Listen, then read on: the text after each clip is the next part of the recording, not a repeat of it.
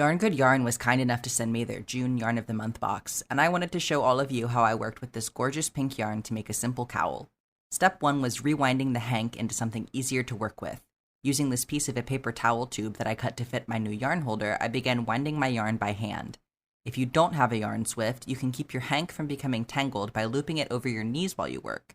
While winding this yarn, I noticed that there are a lot of manufacturer's knots in it. This is probably because it's made from recycled fabrics, but it's something to be aware of when ordering from Darn Good Yarn. You may see more manufacturer's knots than usual. With my newly wound cake and a 5mm hook, I worked enough chains in the round to comfortably fit the cowl over my head. I then half double crocheted into each chain. For this pattern, I'm using the camel stitch, which is worked by crocheting into the third loop. You can find the third loop by inserting your hook through the front and back loops as you normally would. The third loop is that little extra loop right below your hook. Once you've located it, you can pull your hook back out and proceed with crocheting into the third loop just as you would the front and back loops.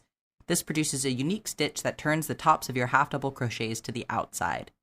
I continued with this stitch, crocheting in the round until I had pretty much used up my entire skein and reached a good length for my cowl. I finished things off with a row of slip stitches, and then my cowl was complete. Let me know what you think of this simple cowl, and if you're interested in trying out a Yarn of the Month box for yourself, you can use my code HOOK for a handicraft 15 off for 15% off of your first purchase.